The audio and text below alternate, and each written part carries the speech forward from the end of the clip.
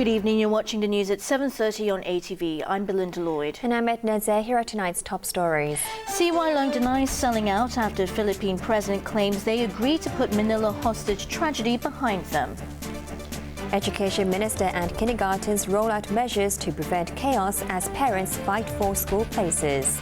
This year's Nobel Peace Prize goes to international organization looking for chemical weapons in Syria.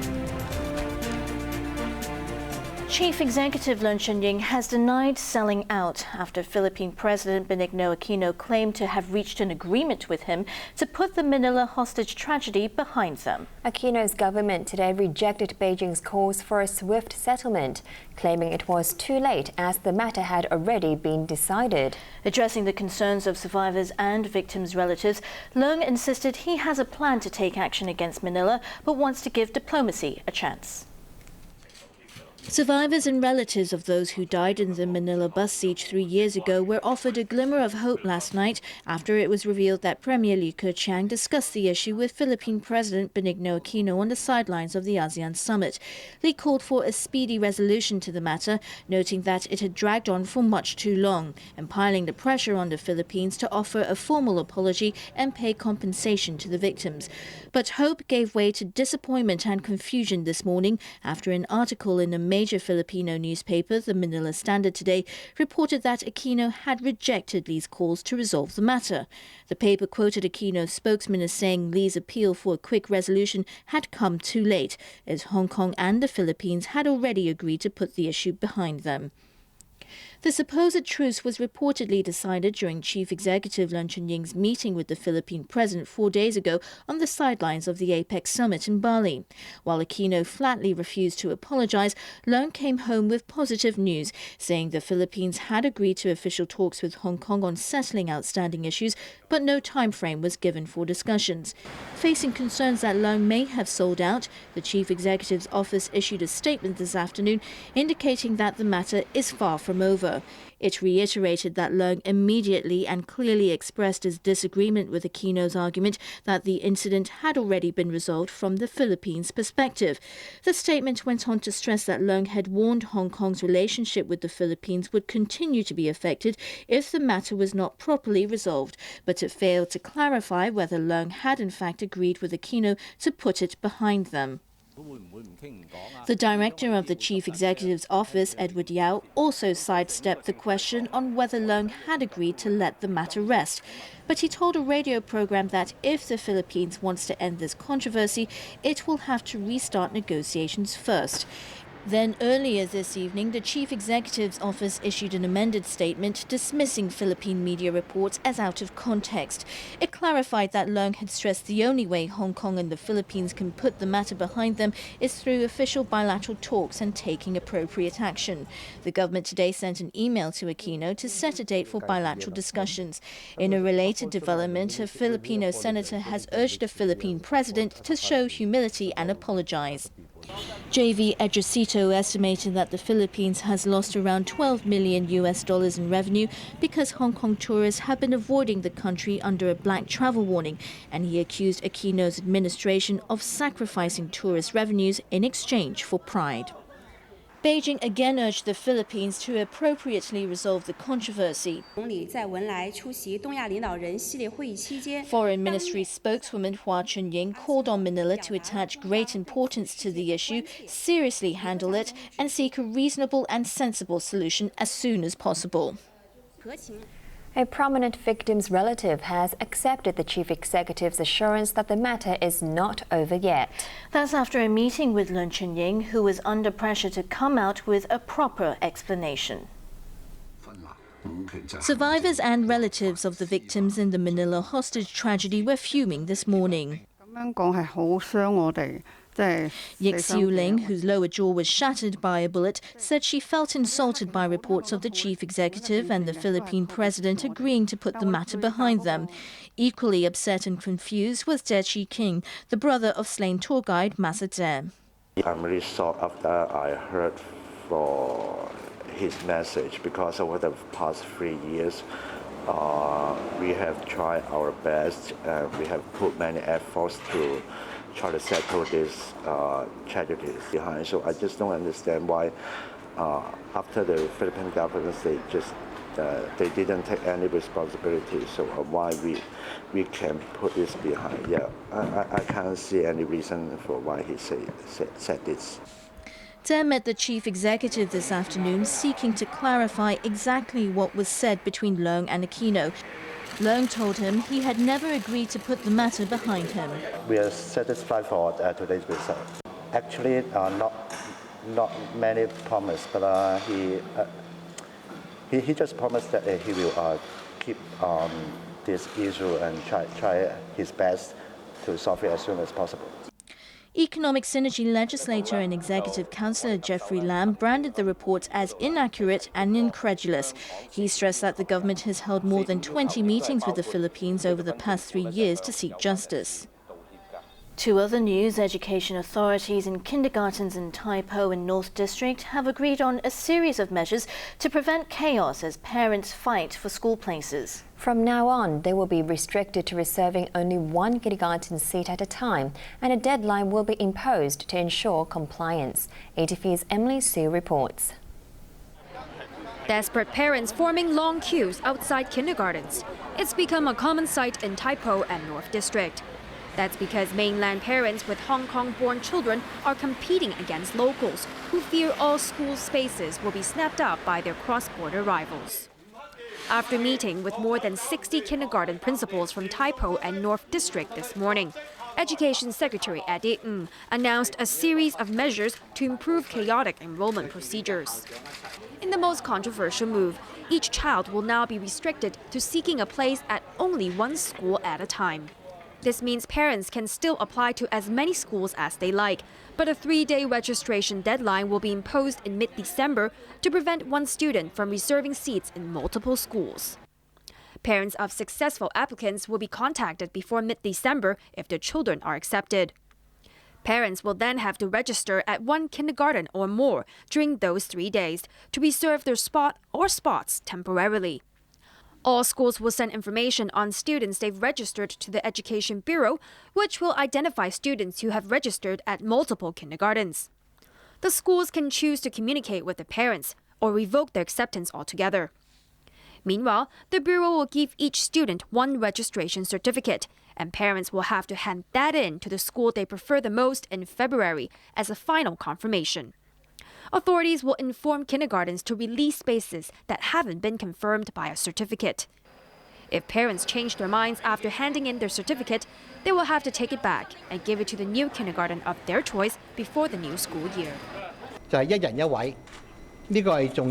the past, parents have had to wait for 9 to 10 months before they knew if their child had been accepted, said Now that there's a unified deadline, parents can find out the enrollment results a lot sooner. Other measures include providing unlimited application forms for parents to pick up or download online, urging schools to enroll students who live nearby, increasing spaces by using empty classrooms, and setting up a hotline to assist parents looking for a kindergarten. Several members of the Democratic Party protested outside the meeting venue this morning, accusing the Education Minister of mishandling the issue and demanding his resignation. Emily Sue, ATV News. Turning overseas, the experts in charge of dismantling Syria's chemical weapons stockpile have been awarded this year's Nobel Peace Prize. The Nobel Committee said the work of the little-known Organization for the Prohibition of Chemical Weapons might inspire other countries to destroy their banned arsenals. The Nobel Committee came out earlier this evening to announce this year's Peace Prize winner, almost 1 hour after the result was revealed in a rare leak to the Norwegian media. The Norwegian Nobel Committee has decided that the Nobel Peace Prize for 2013 is to be awarded to the Organization for the Prohibition of Chemical Weapons, OPCW, for its extensive work for eliminating chemical weapons. The little-known intergovernmental organization was thrust into the spotlight last month when it was sent to Syria to investigate a nerve gas attack in a Damascus suburb. Based in The Hague, the organization was called in after Syrian President Bashar al-Assad, who was blamed by the West for the attack, agreed to give up his banned arsenal as part of a deal brokered by the US and Russia. The OPCW's deployment is credited with averting an attack on Syria by fellow Nobel Peace Prize winner US President Barack Obama. The Nobel Committee said the award was a reminder to nations with massive stockpiles of banned weapons such as the US and Russia to get rid of them, especially when they were demanding Syria surrender its weapons. The OPCW only has about 500 staff and an annual budget of under $100 million. The announcement is a surprise as the favorite to win was Pakistani teenager Malala Yousafzai, a campaigner for women's rights who was shot in the head by the Taliban. US whistleblowers Edward Snowden and Bradley Manning were also hot favorites.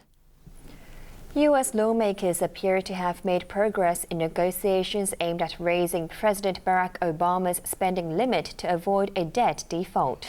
But it would only be a temporary measure, and the world's top bankers are warning of turmoil in global markets. Homeless people rely on this food bank in Florida when they need a square meal. But the owners say they're running low on supplies because of the federal government shutdown. There's a lot of uncertainty past November of where we're going to be able to get our food, if we're going to be able to get any government food at all. It's just one of 202 food banks affected by bickering between Republicans and Democrats over the budget. But a more pressing issue now is raising the debt ceiling, which must be done before the 17th of October, or the U.S. will default on its debts. The Republicans have been asking for a delay to President Barack Obama's health care program in return for agreeing to his budget and demanding debt reduction measures to counterbalance raising his borrowing limit. But at their latest meeting, the Republicans offered him a short-term solution.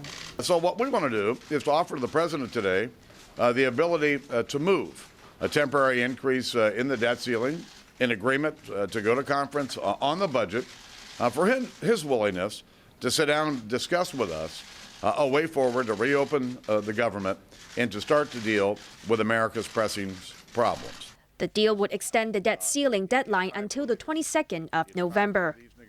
Earlier, the Democrats said they would not negotiate until the Republicans agreed to the budget and ended the shutdown.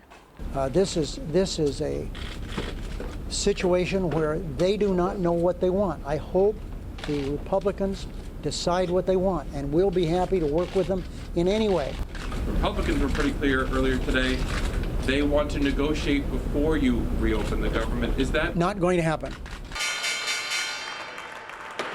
Even though nothing has been agreed on, markets rallied overnight, with the Dow Jones jumping 2% and the S&P 500 posting its largest daily gain since the beginning of the year. Markets are rallying very strongly just on the fact that there seems to be a way to address the debt ceiling and at least nudge the can down the road, if not kick the can down the road, because it's only 6 weeks. The deadlock comes as finance ministers and central bankers from around the world gather in Washington for annual meetings of the International Monetary Fund and the World Bank. Both bodies warned of the consequences of a U.S. default and said they were preparing for the worst. We have to engage in a dialogue with our members to see how they can best prepare for that and anticipate. That's a work that is underway. I hope, in a few weeks' time, we will look back and say, what a waste of time that was, because it was unnecessary, because it didn't happen. So what we know is that even a near miss will have a real impact on developing countries. And so we are watching carefully, and we just urge all policymakers to move quickly to come to some resolution, because the impacts are going to be severe. European Central Bank President Mario Draghi warned that even a prolonged standoff over the debt could hurt the global economy. Emily Sue, ATV News. And still to come on ATV's main news tonight, robbers take off with $10 million worth of jewelry from a store in Simsa Choi.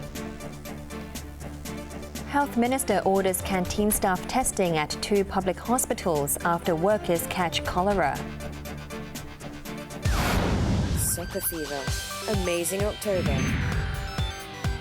Inverness CT versus Partick Thistle. Partick Thistle versus Celtic. Watch the live show on your phone and ATV website. At this ultimate sports destination, the largest rural game will be played soon. The massive ground is prepared. Participants are practicing at full steam. Speed, passion, danger. Get ready to enjoy the excitement.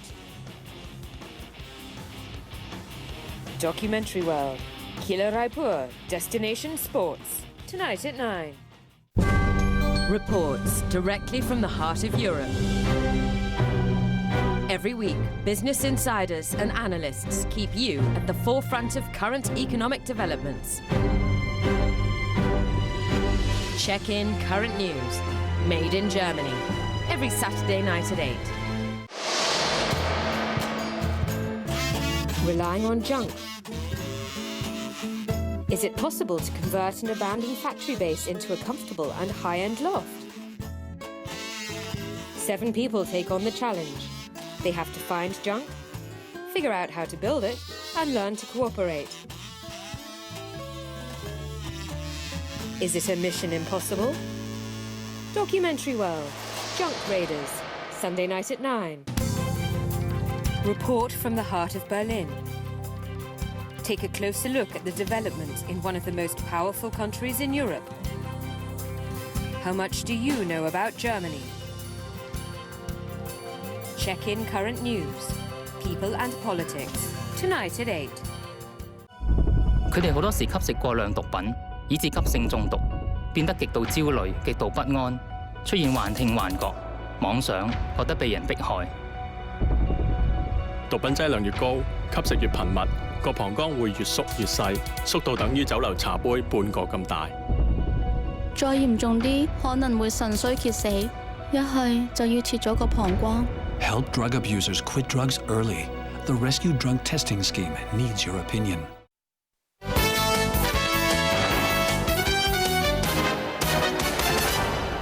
Police are investigating 2 robberies in Shimsachoi this morning. One was foiled by staff at an electronics store. The other robbery saw 2 men escape with more than $10 million worth of jewellery from a store. ATV's Belinda reports. The 2 men stormed into this jewellery shop on Hanoi Road in Shimsachoi at around 11:30 this morning. They threw flammable liquid at shop staff and threatened them with a gun before making off with around $10 million worth of jewellery. Police have not ruled out the possibility of an inside job. According to our investigations, they directly approach the shops and then they can rob the stolen property within short minutes of time, and then they can also escape through the route. We think they may have been quite familiar with this area. The 6 employees didn't suffer any injuries and no customers were in the shop at the time. At around the same time in Shimsachoi this morning, a man was arrested on Granville Road for attempted robbery. The 23-year-old suspect is accused of barging into an electronics store wearing a wig, sunglasses and a mask just as it was opening for business. He brandished a fake gun and used plastic handcuffs to restrain staff. One employee managed to sound the store alarm when he was ordered to open the shop till and hand over the cash. When the would-be robber tried to flee, some of the staff managed to break free and stop him. Bolong, ATV News. Health authorities are testing canteen staff at 2 public hospitals after a mother and son who worked there fell ill with cholera. Health Minister Koh Eng-man suspects the source of the infection is seafood from a wet market in Chunwan. A 54-year-old woman who worked at the Queen Mary Hospital canteen was confirmed on Wednesday as the first cholera case in Hong Kong this year. Her 32-year-old son, who works at the Queen Elizabeth Hospital canteen, also has the disease. Both patients came down with vomiting and diarrhea after eating seafood bought from a wet market in Chunwan last week. Health Secretary Koh Eng-man suspects the seafood was to blame. In this particular instance, the 2 patients may have a common source, having taken some of the seafood bought from the market. Therefore, we are now investigating along this particular direction. specimens have been taken from the markets concerned. The health minister is very concerned and has ordered a thorough cleanup at the patients' workplaces. As a precautionary measure, we have also conducted sterilization and disinfection for the 2 canteens, which these 2 patients are working in. And the workers in these 2 canteens will also be tested. There were 2 imported cholera cases last year, and 1 imported and 1 local case in 2011. In a separate development, Co said more than 1,000 patients have undergone tests for a drug-resistant bacteria at Queen Elizabeth Hospital after an unusually high number of infections this year. The new vancomycin-resistant enterococcus, or VRE, is a bacteria that is resistant to vancomycin, a strong antibiotic.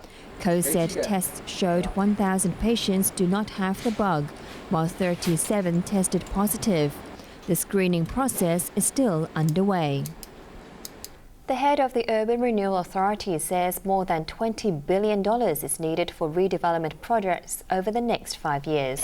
And the URA is still locked in a dispute with tenants who have to move out of a rundown but valued neighbourhood in Sheung Wan. Bo Leung has more.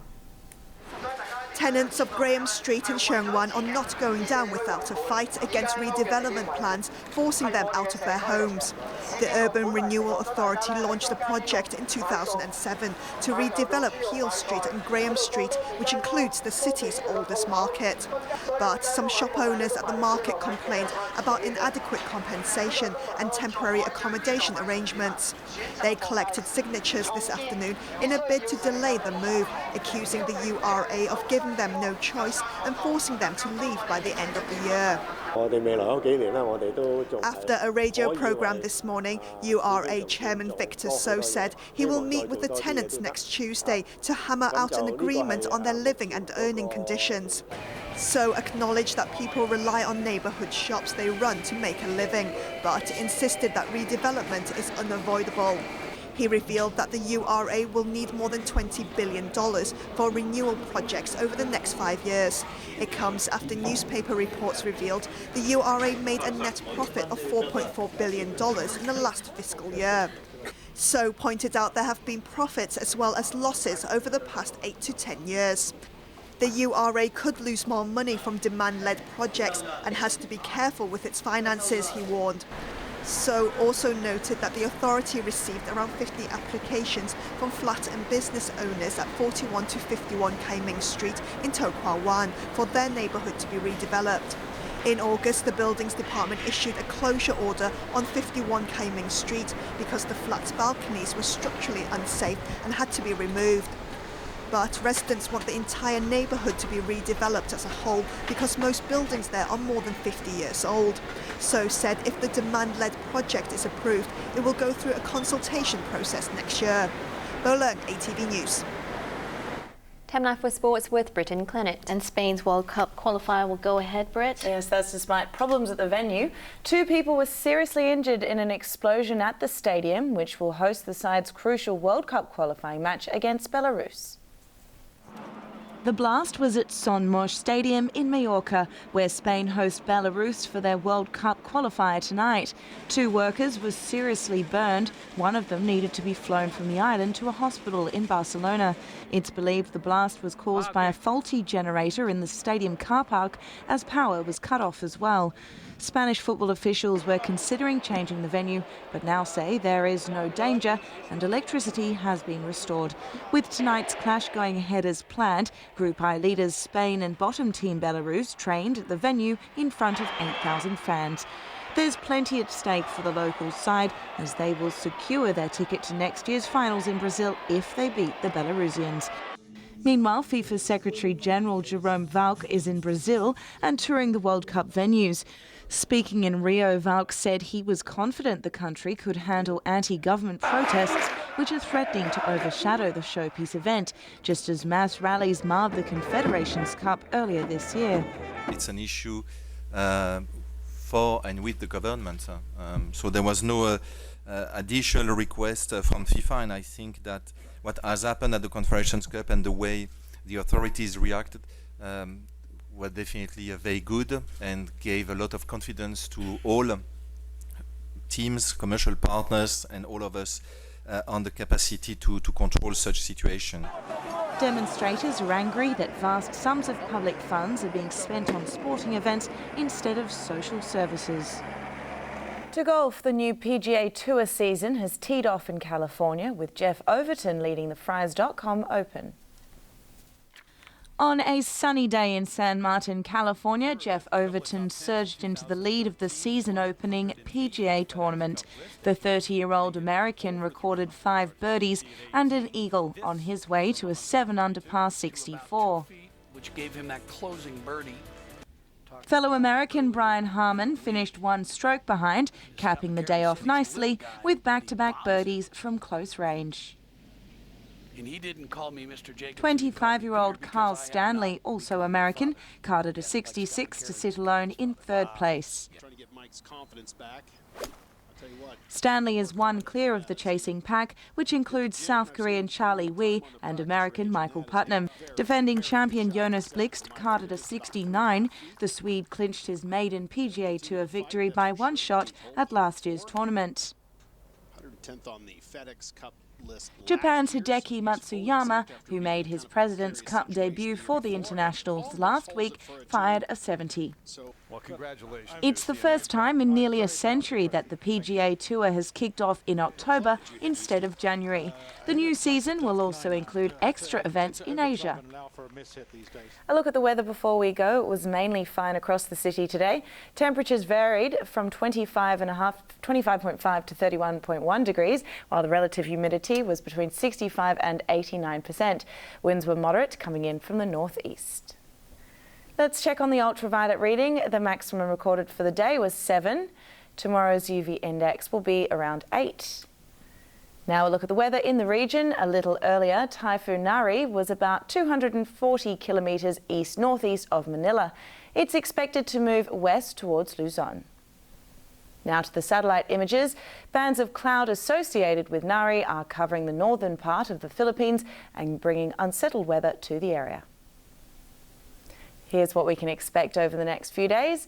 1 or 2 rain patches tomorrow. Temperatures will range between 25 and 31 degrees. Sunny intervals on Sunday, turning cloudy with rain patches early next week. Now for tomorrow's air pollution levels. General stations will be medium to very high at 40 to 110. Roadside levels will be high to very high at 70 to 110. Finally, here's the weather in other cities around the world.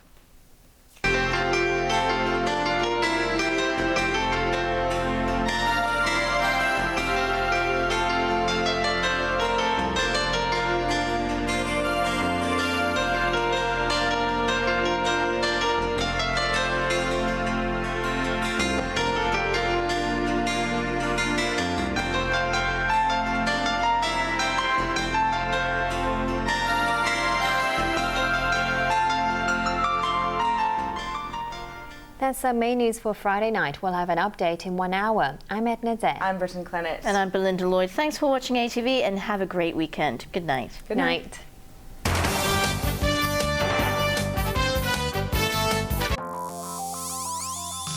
Coming up, check in current news, people and politics.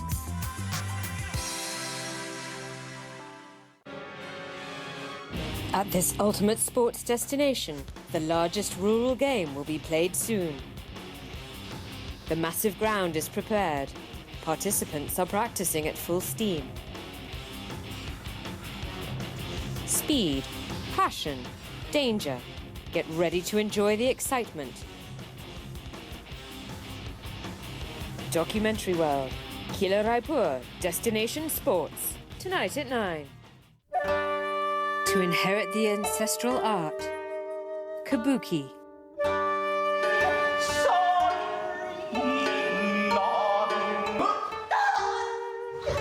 The 17-year-old boy never stops practicing. The responsibility falls on his shoulders, but nothing can shatter his faith. All about documentary, living cultures, tonight at 10. This Saturday, Get extra amusement from our fabulous Korean Hour. Korea Agro Fisheries and Food Trade Corporation Special. Korean Hour. You Are My Destiny. Saturday afternoon starting at 5:30. What health is all about. They say it can be anything that improves the quality of life. Every week, the specialists will come on the show to give you tips on beauty and health. They will keep it simple, keep it real, and keep you in good shape.